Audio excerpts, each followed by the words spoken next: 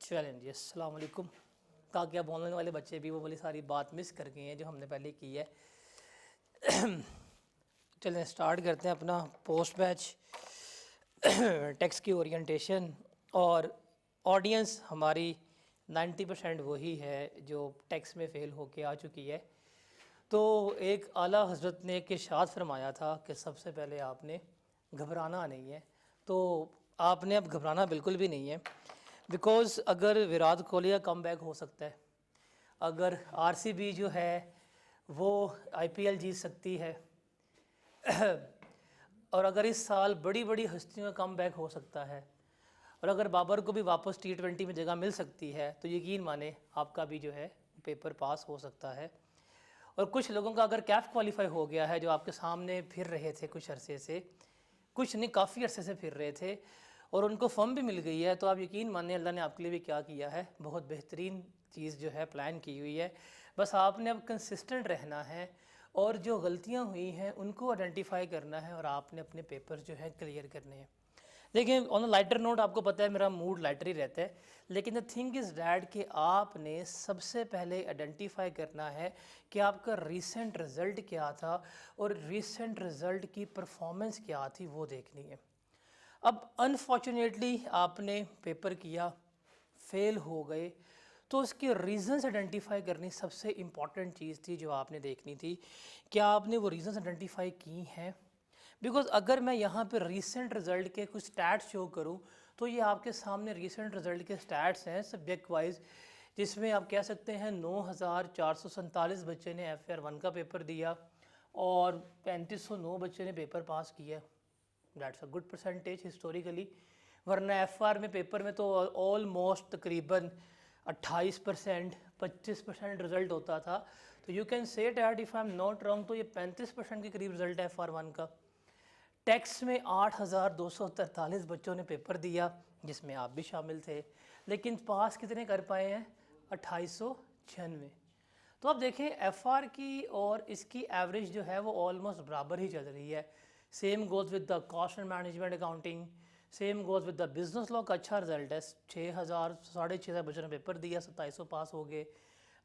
FR1 का जितना गंदा रिजल्ट है, FR2 का उतना अच्छा रिजल्ट होता है। आप देखिए ना, इसका 37% के करीब मेरे ख्याल से बन रहा है, और इसके 5,346 में से 2,226 बच्चे पास हुए हैं, ऑलमोस्ट 40% प्लस है। तो ग्रुप बी का अगर आप देखें ना स्टैट्स, ग्रुप बी के स्टैट्स हमेशा बेहतर होते हैं।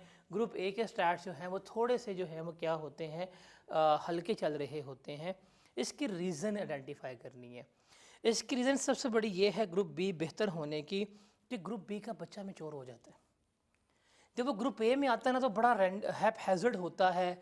दिल किया 4 पेपर पकड़ लिए, दिल किया 3 पेपर पकड़ लिए, आखिरी महीनों में पढ़ते हैं और किताब खोल के एग्ज़ाम से पहले लगे होते हैं रब्बे ज़िदनी इल्मा, कि अल्लाह बस पास करवा दे, बस हो जाए। तो बड़ा वो हैप हैज़र्डली चल रहे होते हैं। PSC से उठ के आते हैं, पहली अटैम्प्ट होती है, पहली अटैम्प्ट ही फ़िज़िकल एग्ज़ाम्स की पकड़ते हैं, तो इतना उसको तैयार नहीं कर पाते, तो अनफॉर्चुनेटली क्या हो जाते हैं, फ़ेल हो जाते हैं। लेकिन जो ग्रुप बी का बच्चा वो मैच्योर होता है, वो ग्रुप ए के कुछ पेपर पास करके बैठा हुआ है, उसको पता है कि भाई मैंने ये पेपर करने थे, ये मेरे पेपर थे, इस तरह से मैंने सिक्योर करना है, इसलिए ग्रुप बी का रिज़ल्ट जो है वो कदरे क्या होता है, बेहतर होता है। और ग्रुप बी मेरा बच्चा पहुंचता है, साफ सीधी बात है, वो अपनी ग्रुप ए की गलतियों सीख भी सकता है, सीख के आया होता है। गलतियों को आइडेंटिफाई करना, उनको ओवरकम करना, ये सबसे इम्पॉर्टेंट चीज़ है हमारे लिए। देखें, आप लोगों ने पेपर दिया, पेपर आपका अनफॉर्चुनेटली फ़ेल हो गया। सवाल है कि आपने जब वो पेपर दिया था तो 3 घंटे 15 मिनट, क्या आप लोगों ने पिछले 4 माह 6 माह या लास्ट सेशन में इन 3 घंटे 15 मिनट की तैयारी की थी? If I am not wrong, मैं कभी भी आपसे पूछूंगा इस सिलेबस आपने तैयार किया था, आप कहेंगे जी लेक्चर सारे कंप्लीट थे, टॉपिक सारे लिए थे, फलाना बैच लिया था, क्रैश कोर्स किया था, 6 डेज़ वाली वीडियोस देखी थी, 8 डे वाली वीडियो देखी थी, कोई वीडियो कोई वॉइस मैसेज कुछ भी नहीं छोड़ा था, हमने बड़ी तैयारी की थी, ये भी किया वो भी किया, फिर भी रह गए। सो वो आपने पढ़ा था, वो आपने पढ़ा था। मैं आपके पढ़ने के ऊपर तो बिल्कुल भी डाउट कर ही नहीं रहा, आपने पढ़ा था, मैं आपके पढ़ने के ऊपर तो डाउट कर ही नहीं रहा, आपने सही पढ़ा होगा, सारी सी बात है, 4 माह थे, 3 माह थे, आई कैप में फ़ी दी थी, एग्ज़ाम फ़ी सबमिट की थी। इतने तो हड हराम हम है ही नहीं कि फ़ीस सबमिट करें बिल्कुल ना पढ़ें। लेकिन उस पढ़ने के साथ क्या ये 3 घंटे 15 मिनट की तैयारी की थी? आई कैप के एग्ज़ामिनर ने बच्चे को ये नहीं पूछा कि यार तुमने 6 माह पढ़ा तुम पास हो, तुमने 3 माह पढ़ा तुम पास हो, तुमने 1 माह पढ़ा तुम फेल हो। उसने तो पूछा भी नहीं है। एग्ज़ामिनर को तो आपका नाम भी नहीं पता होगा, आपको जानता भी नहीं होगा। उसने आपको असेस करना था आपकी 3 घंटे 15 मिनट की परफॉर्मेंस से। आप लोगों ने जब पेपर दिया, क्या आप लोगों ने वो 3 घंटे 15 मिनट की तैयारी की थी कि यार ये 3 घंटे 15 मिनट जो हैं वो हमने किस तरह से अटेम्प्ट करने हैं, किस तरह से लेके चलने हैं, क्या लिखना है, कैसे लिखना है, क्या वो देखा था? आप जब तक जिस मर्ज़ी एग्ज़ाम में हो, जिस मर्ज़ी सब्जेक्ट के हों, जब तक आप अपने ये 3 घंटे 15 मिनट को प्लान नहीं करेंगे तो पेपर पास नहीं होगा। मैं आपसे अभी कोई चीज़ पूछ लूँ आपको आती होगी, आप मुझे ओरली सुना सकते हैं, लेकिन उस ओरल कंसेप्ट को क्या आपने लिखना सीखा था? लिखना कैसे था? That is the important thing. आपके रीज़न ऑफ फेलियर में सबसे बड़ी रीज़न जो है that is inability to attempt. सवाल कैसे करना है, सवाल लिखना कैसे है, आपके जो दिमाग में नॉलेज है उसको पेपर पे किस तरह लेके आना है, एग्ज़ामिनर से कम्युनिकेट कैसे करना है। बिकॉज़ आप जो एग्ज़ामिनर से कम्युनिकेट कर रहे हैं वो बाय योर आंसर शीट कर रहे हैं, नॉट बाय योर वर्ड्स कर रहे हैं। आप उसको ज़बानी नहीं सुना रहे। तो उसकी जितनी कम्युनिकेशन बेहतर होगी, आप अगर वो कर पाएंगे आपका पेपर पास हो जाएगा। तो अभी हम इसके ऊपर आते हैं, डूज़ एंड डोंट्स के ऊपर। हम सीधा जंप इन करते हैं कि आपको मिलेगा क्या, सारा कुछ ही मिलेगा। साफ सीधी बात है, हम सिलेबस पूरा करके जाएंगे और टाइमली सिलेबस भी कवर हो जाएगा फैब के पहले वीक तक। टेस्ट, लेक्चर्स, सारा कुछ मिलेगा। सवाल ये है, क्या हम टेक्स्ट के ओल्ड लेक्चर से अब सिलेबस कवर कर सकते हैं? Answer is no. इस वक्त आप कोई भी सब्जेक्ट आप ओल्ड प्रीवियस लेक्चर से नहीं कर सकते। इसका सबसे बड़ा जो रीज़न है वो है आपकी स्कीम चेंज होना। आपकी स्कीम चेंज हुई है, आपके सब्जेक्ट्स चेंज हुए हैं, आपके सब्जेक्ट्स के सिलेबस चेंज हुए हैं। टेक्स्ट जो है वो तो हर साल चेंज होता है। Every spring attempt is due जो होती है वो हमारी वो अपडेटेड फाइनेंस एक्ट पे होती है, नए बजट के ऊपर हम कर रहे होते हैं। तो टेक्स्ट तो हर सेशन में चेंज होते हैं।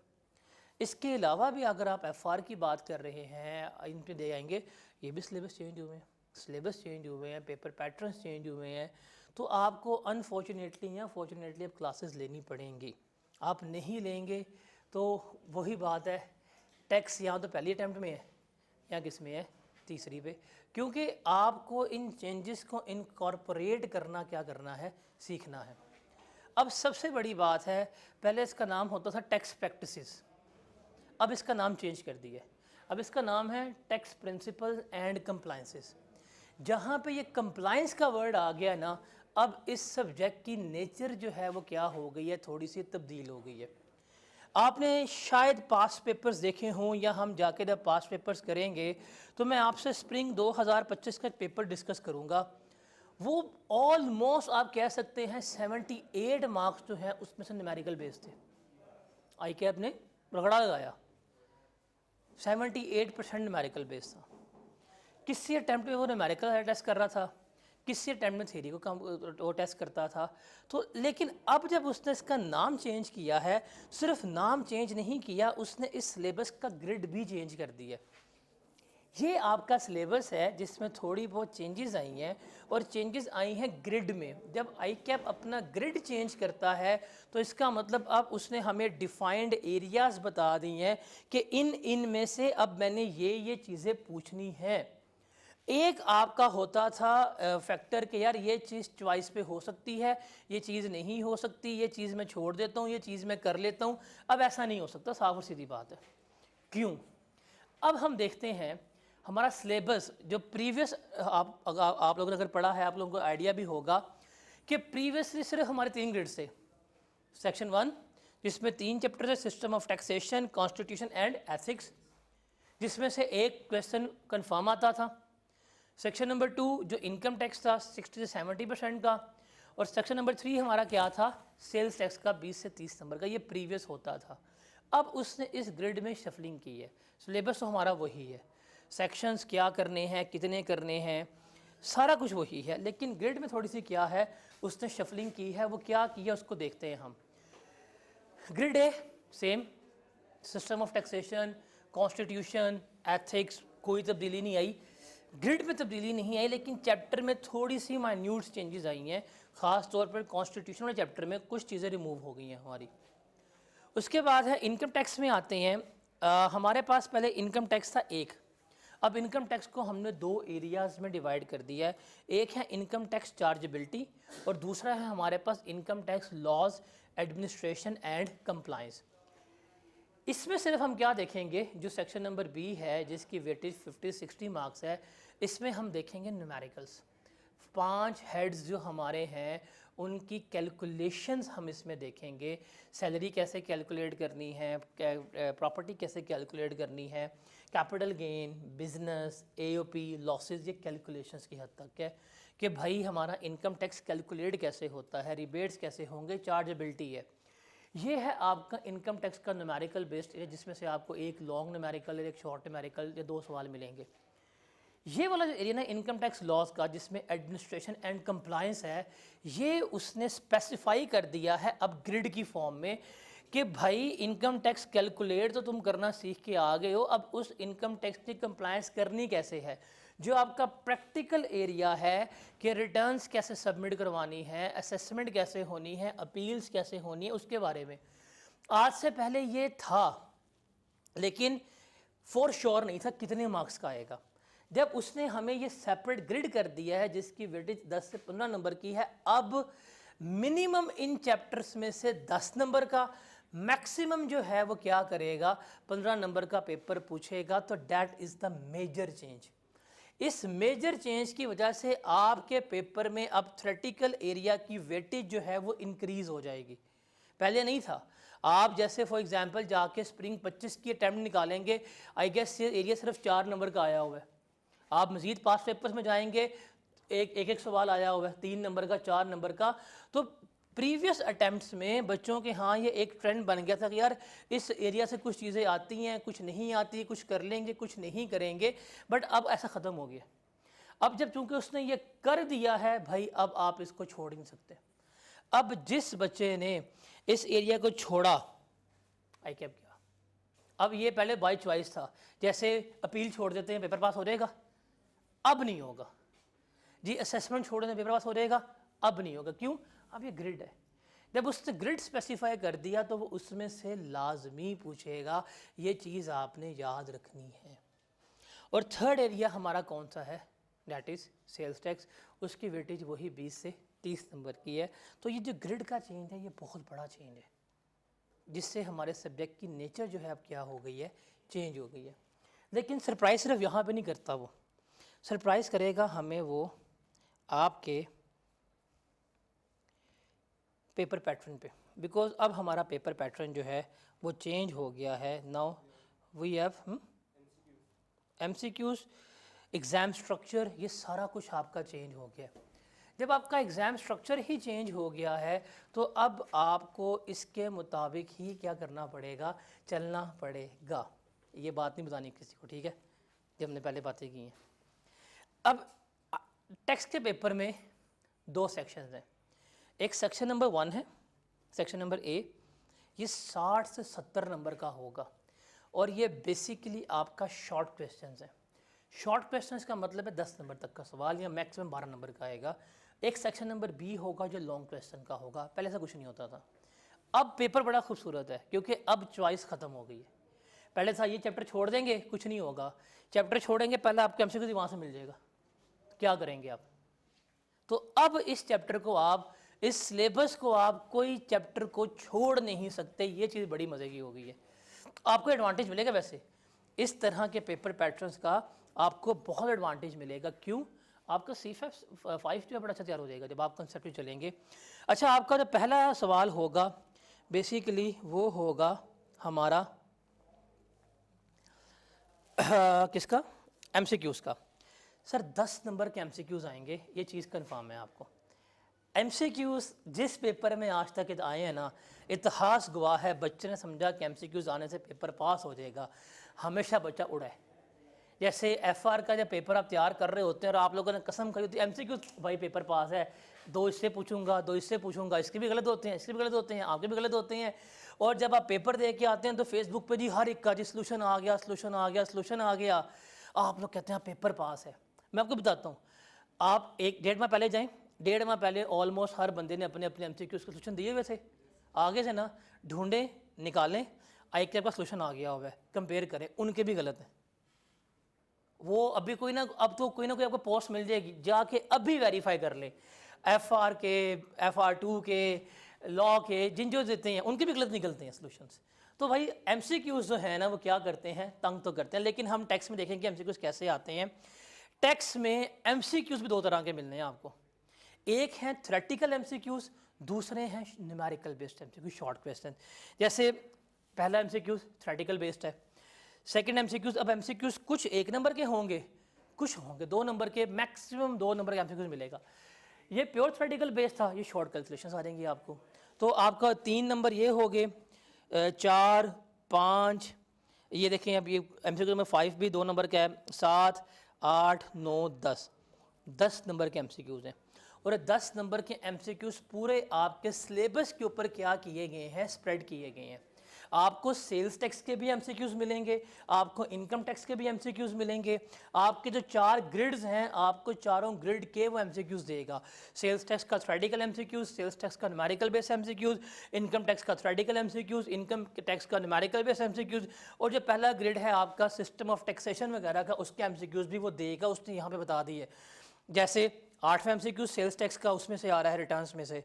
7वां MCQ भी सेल्स टैक्स में से है, छठा भी सेल्स टैक्स में से आया है, 5वां इनकम टैक्स में से है, चौथा जो है वो उसमें से आ रहा है अपना कोड ऑफ एथिक्स में से आया है, तीसरा टैक्स ईयर का है, दूसरा जो है प्रॉपर्टी का है, पहला नॉन रेवेन्यू ऑब्जेक्टिव्स में से। तो MCQs ऐसे पूछने ही पूछने हैं। तो 10 नंबर के आपके MCQs हैं। अब चूँकि MCQs हैं तो आप कोई चीज़ चेंज नहीं कर सकते। उसके बाद आपको सवाल आएंगे और ये शॉर्ट क्वेश्चंस होंगे। अब देखें, क्वेश्चन नंबर 2 है, पार्ट ए कितने का है, 12 नंबर का है, पार्ट बी कितने का है, 7 नंबर का है। लेकिन ये मैक्सिमम जो है वो 10 से 12 नंबर का सवाल होगा। आपको लॉन्ग क्वेश्चंस यहाँ पे नहीं मिलेंगे। और जो ये अब अगले 5 सवाल होंगे, इसमें से 3 आपको मैक्सिमम न्यूमेरिकल बेस्ड क्वेश्चन मिलेंगे और 2 जो है आपको क्या मिलेंगे, थ्योरेटिकल बेस्ड। जैसे ये सवाल है, ये कौन सा था, प्योर न्यूमेरिकल बेस्ड सवाल है। अब क्वेश्चन नंबर 3 के भी 2 पार्ट्स हैं, ये प्योर थ्योरेटिकल बेस्ड सवाल हो गया। क्वेश्चन नंबर 4 थ्योरेटिकल और न्यूमेरिकल मिक्स हैं ये, और इसके भी 2 पार्ट्स हैं। Question number 5 pure theoretical. अब देखें क्वेश्चन नंबर 5 जो है ये है रिटर्न असेसमेंट और अपील वाले एरिया में से। क्योंकि अब उसने ग्रिड को अलहदा कर दिया हुआ है तो अब मिनिमम 10 नंबर का उसने पूछना ही पूछना है, ये चीज़ कन्फर्म है। और आपको पता है एक सवाल आएगा, 2 पार्ट्स में होगा, आपके 10 नंबर जो हैं वो क्या हो जाएंगे, फिक्स जो हैं इसमें से हो जाएंगे। क्वेश्चन नंबर 6 सेल्स टैक्स में से इसने पूछा है, और सेल्स टैक्स में से भी तकरीबन 8 से 9 नंबर की थ्योरी पूछ रहा है। तो आपको 6 सवाल मिलेंगे मैक्सिमम सेक्शन नंबर ए में से, और वो आपका सारा शॉर्ट क्वेश्चंस का एरिया है जिसमें मैक्सिमम हम कितने मार्क्स दे रहे हैं, 10 मार्क्स अटैम्प्ट कर रहे हैं। तो आप कोई चीज़ छोड़ नहीं पाएंगे। तो सेक्शन नंबर बी होगा बेसिकली ये 2 लॉन्ग क्वेश्चंस हैं, एक बिजनेस का न्यूमेरिकल, एक सेल्स टैक्स का न्यूमेरिकल, दैट्स इट। आपको बिजनेस और AOP का एक लॉन्ग सवाल मिल जाएगा 19 से 20 नंबर का, एक आपको सवाल मिल जाएगा किसका, सेल्स टैक्स का मिल जाएगा, that's it. That is the paper pattern now. अब आपको कंफर्म पता है कि यार जो आपके 4 हेड्स ऑफ इनकम है, salary, property, capital gain, other source, इनके सवाल उसने शॉर्ट में पूछने हैं। या बहुत हुआ कोई लॉन्ग में डालेगा, लेकिन अब ये लॉन्ग वाली चीज़ें नहीं रह गई, ये शॉर्ट की रह गई हैं। सैलरी का हेड 8 नंबर का पूछ सकता है, कैपिटल गेन 8 नंबर का पूछ लेगा, प्रॉपर्टी 10 नंबर की पूछ लेगा, अदर सोर्स को लॉसेस से मिला के पूछ लेगा, ये सारे शॉर्ट में जाएंगे। बिजनेस का लॉन्ग है एक, ये कंफर्म है बिकॉज उसकी नेचर, उसका टेस्टिंग लेवल यही बता रहा है कि बिजनेस को AOP के साथ मर्ज करेगा, वो लॉन्ग क्वेश्चन पूछ लेगा। बिकॉज बिजनेस के अंदर जब न्यूमेरिकल होता है, बिजनेस में FTR भी डाल देता है, बिजनेस में अदर सोर्स भी डाल देता है, बिजनेस में कैपिटल गेन भी डाल देता है, तो बिजनेस को ब्लेंड करता है ऑलमोस्ट सारे हेड्स ऑफ इनकम से अदर देन सैलरी, तो वो आ जाता है। और एक आपको लॉन्ग न्यूमेरिकल किसका मिलेगा, सेल टैक्स का मिलेगा, दैट्स इट। तो now that is your paper pattern. 2 long जिसमें सेल्स टैक्स तो कंफर्म है ही है, और 99% कौन सा है, बिजनेस प्लस एओपी का है, और बाकी क्या मिलेंगे आपको, शॉर्ट क्वेश्चंस मिल रहे होंगे। तो गालिबन आपके पेपर में कोई 8 के करीब सवाल होंगे। तो that is the new paper structure जिसके मुताबिक आप क्या करेंगे, अब अपना पेपर जो है वो अब अटैम्प्ट कर रहे होंगे। अब चूंकि आपका पेपर स्ट्रक्चर चेंज हो गया है, आपका ग्रिड चेंज हो गया है, now you have to plan the subject. ये अब उस तरह रैंडमली हैज़र्डली आप प्लान नहीं कर सकते कि यार ये हमारे चैप्टर्स हैं, ये हमारा सिलेबस है, ये कर लिया, ये छोड़ दिया, ये कर लिया, ये छोड़ दिया, ऐसा नहीं होगा। अब आपको ऑलमोस्ट हर चैप्टर करना पड़ेगा, हर चीज़ को कवर करना पड़ेगा, बिकॉज पेपर में एमसीक्यूज़ हैं, शॉर्ट क्वेश्चंस हैं और लॉन्ग क्वेश्चंस हैं। तो दैट इज़ द पेपर जिसकी वजह से क्या करना पड़ेगा आपको, थोड़ा सा इसको क्या करना पड़ेगा, मैनेज करके लेकर चलना पड़ेगा। तो दैट्स वाई, चूँकि स्कीम चेंज हुई है, ऑलमोस्ट हर सब्जेक्ट में चेंजेस आई हैं, और चेंजेस सिलेबस की तो ठीक है, लेकिन अब जो चेंजेस हैं बेसिकली वो टेस्टिंग की भी हैं। अब पेपर पैटर्न्स चेंज हो गए हैं। अब जब पेपर पैटर्न्स चेंज हो गए हैं तो अब आप प्रीवियस लेक्चर्स के ऊपर रिलाई नहीं कर सकते, आप सेल्फ स्टडी के ऊपर इस सेशन में रिलाई नहीं कर सकते। नेचर सब्जेक्ट्स की चेंज हैं, so that's why you have to go with the updated syllabuses.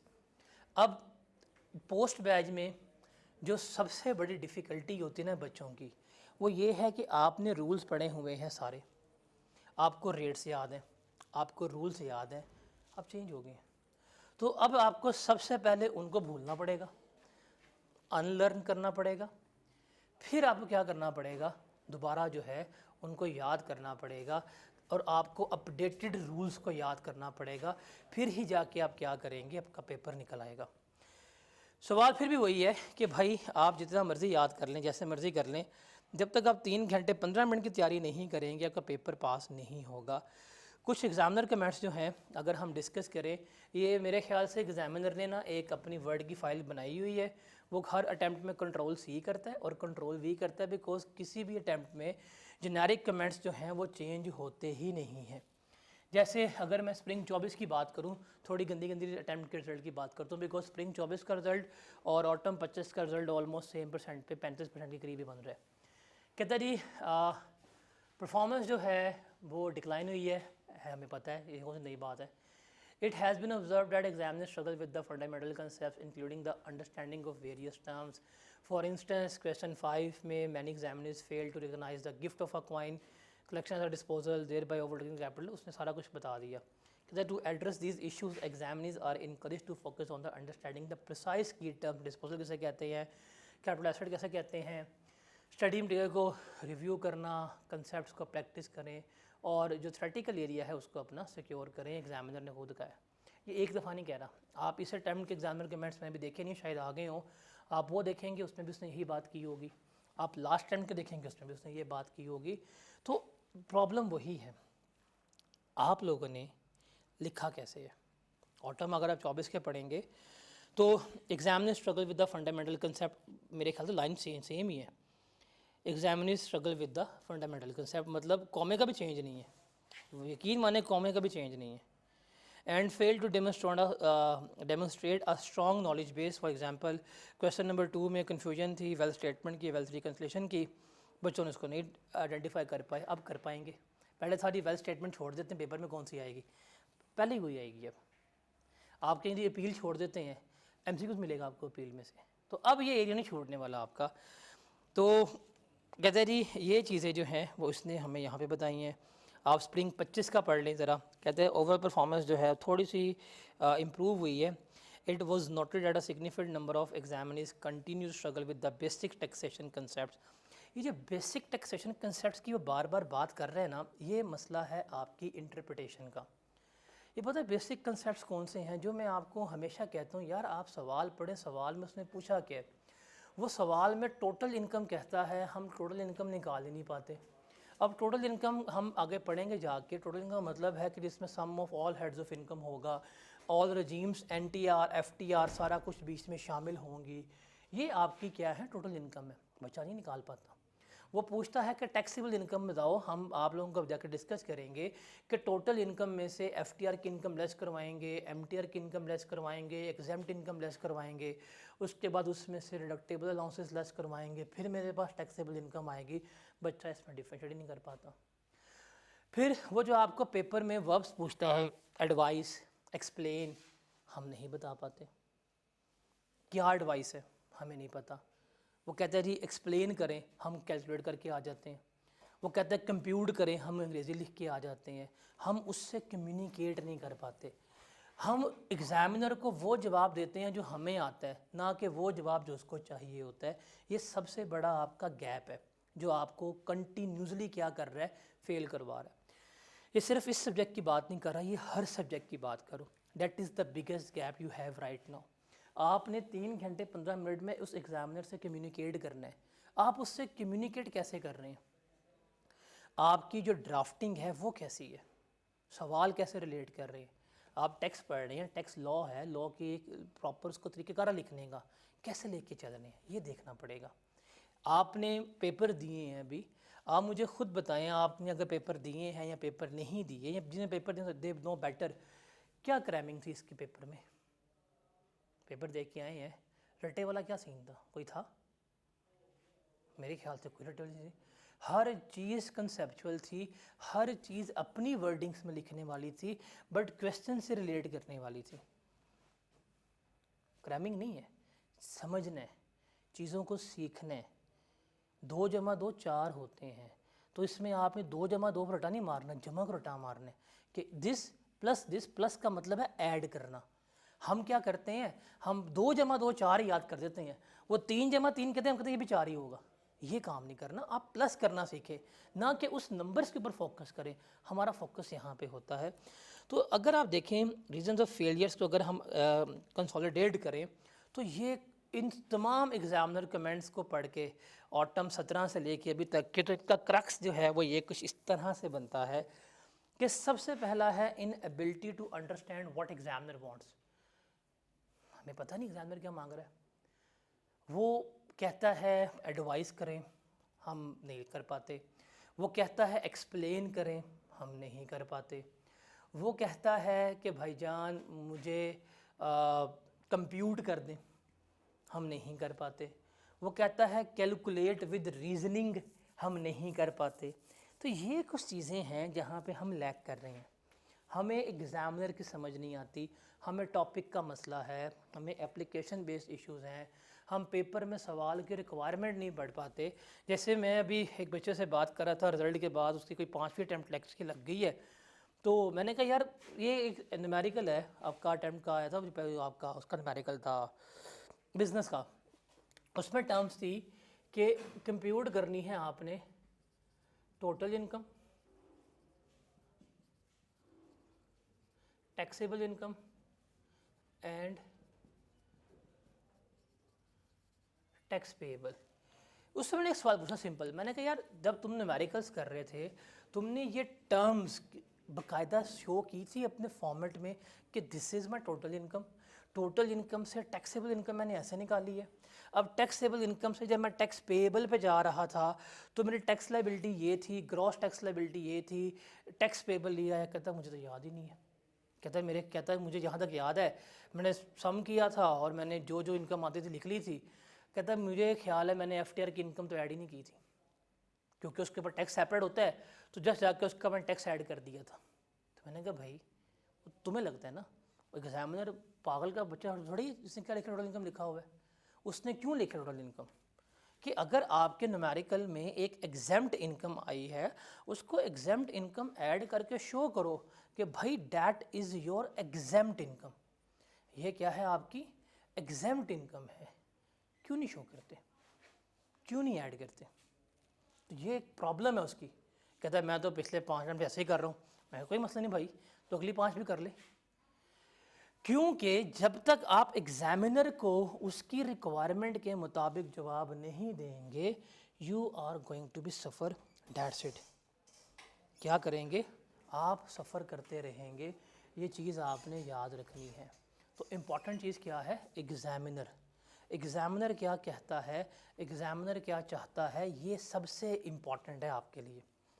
ये नहीं कि मुझे क्या आता है, जो आपको आता है अगर वो इतना अच्छा आता तो आप आज माइट भी C5 का टेक्स्ट पढ़ रहे होते, तो इसका मतलब आपको जो आता था वो भी इस काबिल नहीं आता था। तो ये सबसे बड़ा इशू है। उसके बाद है सिलेक्टिव स्टडी। सिलेक्टिव स्टडी तो भाई गुनाह कबीरा है, ये तो कंफर्म है।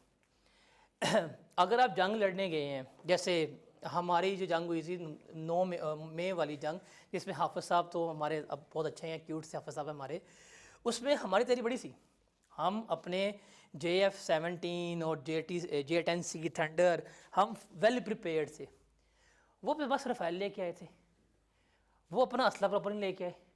क्या हो उनके साथ भाई उनको इतना मारा है कि आज इस दुनिया का जो वाहिद कंट्रीज जो सुपर पावर बना हुआ है, जो उनका प्रेसिडेंट ट्रंप है, वो तो हर जगह कहता है जी 7-0, अब वो 8-0 भी आ गए कि भाई पाकिस्तान ने इंडिया के 8 तैयारे करा दिए, फिर मैंने बीच में आके क्या किया, बचा दिया।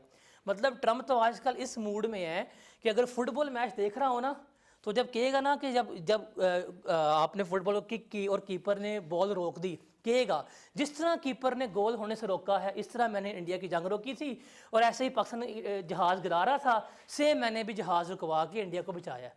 तो क्यों? बिकॉज आप वेल प्रिपेयर्ड थे, उनके लिए आप आउट ऑफ सिलेबस आ गए थे, वो मार खा के बैठ गए, आपकी इज्जत बन गई। तो ICAP में भी यही है। ICAP को जो एग्ज़ाम देने जा रहे हैं 3 घंटे 15 मिनट है, आप एक वॉर रूम में हैं, आपने जो पिछले 4 माह 5 माह तैयारी की है, आपने जाके उसको वहाँ पे प्रेजेंट करना है। आप बंदूक ले गए हैं, गोलियां घर छोड़ गए हैं, आप आ रहे ठा ठा कर रहे हैं मुंह से, तो मुंह की ठा से ना ठा ही होना है जो आपका हो गया है, पेपर पास नहीं होना। तो भाई ये है आपकी selective study. Selective study is eventually leads to failure. 2 बच्चे हैं एग्ज़ाम हॉल में, साइमल्टेनियसली गए हैं, साथ साथ बैठे हुए हैं आगे पीछे, एक का पेपर पूरा तैयार है, उसने कोई चीज़ नहीं छोड़ी, उसका सेल टैक्स तैयार है, उसका इनकम टैक्स तैयार है, उसका रिटर्न असेसमेंट अपील वो वेल प्रिपेयर्ड है। साथ उसका एक और लड़का बैठा हुआ है उसने रिटर्न असेसमेंट अपील ही नहीं किया हुआ, सेल्स टैक्स की रजिस्ट्रेशन नहीं की हुई। दोनों बंदों का कॉन्फिडेंस चेंज है। वो बैठा हुआ है, वो इजी है कि यार पेपर में जो आएगा मैं करूँगा, मैं निकाल लूँगा। उसका होगा या अल्लाह पाक ये सवाल ना आए, बस या अल्लाह पाक ये सवाल ना आए, या अल्लाह पाक मैं 5 नमाज़ें पढ़ूँगा आज के बाद, या अल्लाह पाक निकल साथ पहली दफ़ा फ़कीर को जो है वो मैं क्या दूँगा, भीख भी दूँगा, ये भी करूँगा। वो प्रॉपर दुआएं मांग रहा होगा। पेपर से पहले ही उस बंदे का जिसने सिलेक्टिव स्टडी की है उसका कॉन्फिडेंस आधा हो चुका हुआ है। क्यों? उसके माइंड में अब क्या चल रहा है कि जो टॉपिक्स मैंने छोड़ दिए हैं ये ना आए। उसके माइंड में ये नहीं कि मुझे आता क्या है, जो टॉपिक्स छोड़ दिए हैं वो ना आए। जैसे ही आपको मिलेगा क्वेश्चन पेपर, उसने पहला सवाल देख रहा, ओ बढ़ गए। उसने जैसे वो सवाल देखा जी 10 नंबर का रिटर्न असेसमेंट का सवाल आ गया, मुझे नहीं आती, कहानी ख़त्म है उसकी। वो उस वक्त वहाँ पे 90% पेपर अपना हार चुका है। ऑन द अदर हैंड उसने जिसको आता है, हाँ भी 8 सवाल हैं, ये भी आता है, ये भी आता है, थोड़ा वीक है, हो जाएगा, वो ईजी है। उसने देखा 2 सवाल तो मुझे आते ही नहीं है, अब वो 2 सवाल बनते हैं 14 मार्क्स के, ठीक है। अब उसकी लग गई है यहाँ पे जंग। वो बंदा जिसको 100 नंबर का पेपर आता है, उसने भी 100 का अटैम्प्ट करना है, वो 100 का अटैम्प्ट करके 50 गलतियाँ अपनी अफोर्ड करवा सकता है। इसने कितने का अटैम्प्ट कर रहा है? अब इससे होना 84 का अटैम्प्ट है। अब 84 में सिर्फ इसको 34 नंबर की गलतियाँ अलाउ हैं, तो क्या होगा? इवेंचुअली फेल होगा। अगर ये 84 में से भी 50% गलतियाँ करे तो इसके नंबर 42 ही आएंगे। तो अगर आप में से किसी के इतने नंबर आए हैं तो आपको पता है कि भाई हमने किया क्या था, सिलेक्टिव स्टडी। सिलेक्टिव स्टडी नहीं करनी कभी भी, आप हमेशा करेंगे सेगमेंटेड स्टडीज़। आप अपने सिलेबस को डिवाइड करेंगे, यार ये चैप्टर इंपॉर्टेंट है, ये चैप्टर लीस्ट इंपॉर्टेंट है, इसमें से आना है, इसमें से इतना आना है, इसमें से कभी भी नहीं आया। जिसमें से सबसे ज़्यादा आएगा उसको ज़्यादा फोकस करेंगे, जिसमें से कम आएगा उसको पढ़ेंगे। फिर भी छोड़ना कुछ नहीं है, आपने छोड़ना कुछ भी नहीं है। अगर छोड़ेंगे तो फिर टैक्स भी आपको छोड़ देगा, और ये जालिम पेपर है, लिखता नहीं है, दिखने में लगता है यार टैक्स ही है, ये जालिम पेपर है। आपकी कैफ में सबसे ज़्यादा एज ऑफ नाउ जो आप अपडेटेड पेपर पढ़ रहे हैं वो टैक्स का है। जो सबसे ज़्यादा प्रैक्टिकल पेपर पढ़ेंगे वो टैक्स के है। जो आप अभी से कैफ का टैक्स क्लियर करके आप इसकी कंसल्टेंसी दे सकते हैं, छोटे मोटे सैलरीड पर्सन्स को दे सकते हैं, आप रिटर्न फाइल का बड़ा प्रैक्टिकल पेपर पढ़ रहे हैं जो with in the time change हो रहा है। आप वो नहीं पढ़े कि जी पहले आप बोहर एटॉमिक मॉडल पढ़ेंगे, सारा पढ़ लेंगे और ऐसा गलत जगह सी, फिर कहाँ आ जाएंगे रुदरफोर्ड पे, वो पढ़ेंगे ये भी गलत था। ये काम नहीं कर रहे, आप एक प्रैक्टिकल पेपर पढ़ रहे हैं जो अपडेटेड चीज़ है, जो आपकी लाइफ से, आपकी प्रोफेशनल लाइफ से रिलेट करेगा। ये टैक्स सिर्फ यहाँ पे काम नहीं आएगा, आप जो टैक्स की कैलकुलेशन देखेंगे, कल को जाके आप रिपोर्टिंग पढ़ेंगे, रिपोर्टिंग में आप जाके करंट टैक्स कैलकुलेट करना सीखेंगे, डेफर्ड टैक्स की कैलकुलेशन करना सीखेंगे, ऑडिट करेंगे, वहाँ काम आएगा आपको। करंट टैक्स कैसे निकालना है, डेफर्ड टैक्स कैसे निकालना है, एक्सपर्ट की ओपिनियंस लेने जानी है, एक्सपर्ट ने क्या कहा आपको पता होना चाहिए। तो ये आपकी पूरी ज़िंदगी काम आएगा ये। उसके बाद है पुअर टाइम मैनेजमेंट। पेपर जो है वो पूरा होता ही नहीं हमारा, सबसे बड़ा अजाब है भाई। पेपर पूरा तब होगा ना जब आप पेपर करना सीखेंगे। आपने ज़िंदगी में कितने टेस्ट दिए होते हैं? आप कहेंगे जी हमने सारे टेस्ट दिए हैं, पीछे हमारे भाई साहब बैठे हुए हैं, उनके लैपटॉप में आपकी तमाम रिपोर्ट्स हैं, अभी निकाल देंगे भाई इन्होंने कितने टेस्ट दिए हैं कितने नहीं दिए, सारे चलेगा पता। अब वो टेस्ट समझते हैं यार टेस्ट से क्या होगा। टेस्ट से एक चीज़ आपको आती है कि उस 3 घंटे 15 मिनट को आपने किस तरह टैकल करना है, सवाल कैसे करना है, एक टाइम एलोकेटेड क्वेश्चंस कैसे करना है। आप लोग जब घर में बैठे होते हैं, घर में स्टडी कर रहे हैं, घर में प्रैक्टिस कर रहे हैं, आप कभी भी एक सवाल को, एक न्यूमेरिकल को टाइम एलोकेटेड बेस के ऊपर स्टडी नहीं करते। सवाल करने बैठे हैं, हो रहा है, मज़ा आ रहा है, आप करते जाएंगे, चाहे घंटा लग जाए आप करेंगे, क्योंकि आप तो वहाँ प्रैक्टिस के मूड में है। अब वही सवाल जो आपने घर में घंटे में किया है वो बेसिकली आपने 25 मिनट में करना था, वो 25 मिनट में आपने कहाँ प्रैक्टिस करना है? टेस्ट में। तो test is the best alternative of your exam simulations. कि एग्ज़ाम में कैसे लिखना है भाई, वो टेस्ट बताएंगे आपको। वो 60 मिनट का प्रेशर है, 60 मिनट में 4 सवाल करने हैं, आपने हाथ चलाना सीखना है। 50% बच्चा ऐसा होता है जो फर्स्ट टाइम पेपर लिखता ही जाके आई कैप में, उसने पढ़ा सारा होता है, इस ख़ास तौर पर जहाँ पे थ्योरेटिकल सब्जेक्ट्स हैं, लॉ टाइप हो गए, पढ़ता बहुत है वो, ये भी पढ़ लिया वो भी पढ़ लिया। जिससे होता है ना बच्चे बैठे होते हैं मदरसे में हिल दिल के पढ़ रहा होता है, कंपनीज एक्ट दिस रट्टे मार रहा होता है, लेकिन जाके ज़िंदगी में फर्स्ट टाइम लिखता कहाँ पे है? आई कैप हॉल में। उसने लिखना सीखा नहीं है। जब उसने लिखना नहीं सीखा तो पेपर क्या होगा? फ़र्क। Same goes with tax.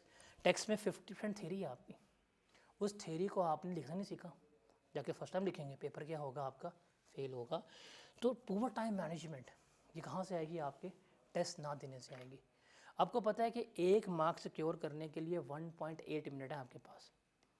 अगर आपके पास 10 नंबर का सवाल है, वो 18 मिनट में करना है, जैसे ही 18 मिनट पूरा हो जाए सवाल बेशक 90% हो गया छोड़ दो। ये आप में जिगरा होना चाहिए सवाल छोड़ के आगे निकलने का। याद रखिएगा 8 सवाल हैं, 8 के 8 अटैम्प्ट किए हैं, और 8 के 8 अगर 80% भी अटैम्प्ट कर लें पेपर पास है आपका। ये चीज़ याद रखिएगा, 8 सवाल अटैम्प्ट किए हैं, 8 के 8 अगर 50% भी ठीक अटैम्प्ट किए हैं पेपर पास है आपका। अगर 3 सवाल अटैम्प्ट कर पाए हो और पूरे किए पेपर फेल है आपका, पेपर फेल हो जाएगा आपका।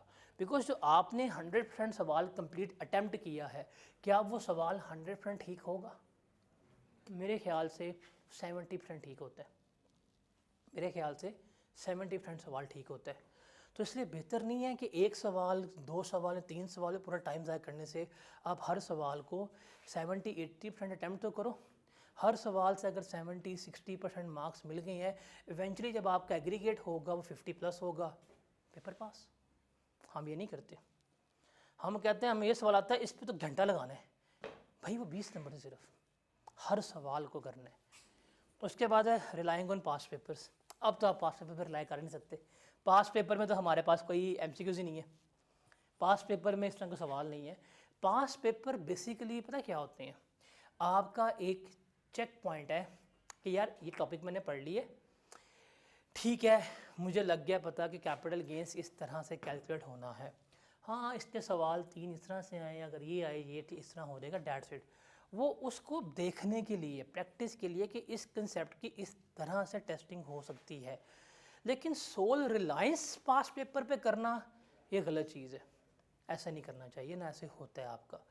आपके टेक्स्ट में आज भी इतना मार्जिन है कि आपके टेक्स्ट में पेपर 100 मार्क्स का एग्जामिनर उन चीज़ों का सेट कर सकता है जो पास्ट में कभी भी टेस्ट नहीं हुई। इतना बड़ा मार्जिन है ये, इतना बड़ा मार्जिन है ये। पूरा 100 नंबर उन चीज़ों का पूछ सकता है जो माजी में कभी भी नहीं पूछी गई, नेवर एवर। जैसे कैपिटल गेन का सवाल आपको दे दे, वॉश सेल्स का, क्रॉस ट्रेड का, टैक्स स्वैप सेल का, कभी टेस्ट नहीं हुआ। अदर सोर्स से कंसिडरेशन दे दे एक्सप्लोटेशन की प्रॉपर्टी की, कभी टेस्ट नहीं हुई। प्रॉपर्टी से टेनेंट स्विचिंग दे दे, नहीं टेस्ट हुई। बिजनेस में बड़े एवेन्यूज़ हैं, बिजनेस में आपको न्यूमेरिकली डाल दे उसका किसी मिल्क कंपनी का जहाँ एनिमल्स इस्तेमाल होते हैं, कभी टेस्ट नहीं हुआ। तो बड़ा कुछ टेस्ट नहीं हुआ, आई कैप का एग्जामिनर बड़ा कुछ पूछ सकता है। तो इसलिए जस्ट सोल अगर रिलायंस होगी आपकी तो आपका पेपर जो है वो क्या हो जाएगा, उड़ जाएगा। ये चीज़ आपने याद रखनी है। फिर टॉपिक्स याद नहीं रहते, समरीज। मैं कहता हूँ कि यार अगर जो बच्चा मुझसे टेक्स्ट पढ़ के गया है या पढ़ रहा है, उसके पास अगर हर चैप्टर के समरीज, एक्रोनिम्स, की पॉइंट्स लिखे हुए हैं और अगर वो फिर भी याद नहीं कर पा रहा ना, तो बंदा 805 कर दे उन्होंने। Summaries is the best way. आप एक चैप्टर पढ़ते हैं, उस चैप्टर को समराइज़ करते हैं 5 मिनट में। 1 पेजर ऑलमोस्ट हर चैप्टर के होते हैं, हर चीज़ लिखी होती है। तो समरीज से आप रिवाइज़ किया करें। आई कैप का पेपर प्लान ही नहीं करते, काश अगर वो प्लान कर लें पेपर आपका पास हो जाएगा। और प्रैक्टिस की बात करें तो आवाम प्रैक्टिस करती कैसी है? सेल टैक्स के न्यूमेरिकल्स, बिजनेस के न्यूमेरिकल्स, दैट्स इट। ये प्रैक्टिस है लिखने वाली, बाकी सारा कुछ ज़बानी करती है। तो ये भी आपको इवेंचुअली क्या करेगी, फेलियर की तरफ लेके जाएगी। तो ये कुछ रीज़न्स हैं, ये कुछ रीज़न्स नहीं है, ये जितने भी एग्जामिनर कमेंट्स हैं पास्ट में आज तक आ चुके हैं, उसका ये क्रक्स है। यू वांट टू क्लियर, इनको ओवरकम कर लें। आप में से जब भी कोई बच्चा फेल होता है, आप अपनी जेन्युइनली देखें, इंसान सबसे झूठ बोल सकता है, अपने आप से नहीं बोल सकता। एवरीवन नोज कि उसने आई कैप में क्या किया था। घर वालों को क्या देंगे, आई कैप तो गंदा है, बदतमीज़ आदमी है, एग्जामिनर घटिया है, पास ही नहीं करता, मैंने तो तहज्जुदें पढ़ पढ़ के पेपर याद किए थे, रोज़े में पेपर दे के आया था, ये कर दिया वो कर दिया। और रियलिटी में क्या होता है, पेपर आधा किया होता है आप लोगों ने, क्लासेस बंक की होती हैं, घर से 20,000 फीस लेके 4,000 दे के बाकी उड़ाई होती है किसी और के ऊपर आप लोगों ने। तो वहाँ पे उसकी दुआएं कहाँ लगेंगी आपको? तो डीपली हर एक को पता है कि उसने 3 घंटे 15 मिनट में लास्ट अटैम्प्ट में क्या किया है, किस पेपर में किया है। और टू बी वेरी ऑनेस्ट, जो आपने पेपर किया है, अगर मैं आपसे पूछूं कि अल्लाह ताला को हाजिर नज़र जान के बताना है, क्या जो आप पिछले अटैम्प्ट का पेपर करके आए हैं क्या वो इस काबिल था, पास हो जाएगा? तो मेजोरिटी का आंसर नो ही होना है। बिकॉज इंसान सबसे झूठ बोल सकता है, अपने आप से नहीं बोल सकता। जिस दिन आप अपने आप से झूठ अगर बोल रहे हैं, जिस दिन आपने अपने आप से झूठ बोलना बंद कर दिया, आप अपना अगर कैथारसिस करते हैं, अपना सेल्फ एनालिसिस करते हैं कि what is the real problem, मैं कहाँ पे लैग कर रहा हूँ, कहाँ पे मेरी प्रॉब्लम है, then that is the time आप अपनी सारी मिस्टेक से कर लोगे, ओवरकम कर लोगे। ये सबसे बड़ी है। अगर आप नहीं करेंगे, आप मुझसे पूछेंगे, मैं कहूँगा क्लासेस लो, पढ़ लो, मैं तो ये करूँगा। मैं मैक्सिमम आपके लिए चीज़ें आसान कर सकता हूँ, 3 घंटे 15 मिनट के लिए तैयार कर सकता हूँ। उस 3 घंटे 15 मिनट के लिए तैयार होना आपने है, जाना आपने है, करना आपने है, वो आपके ऊपर है।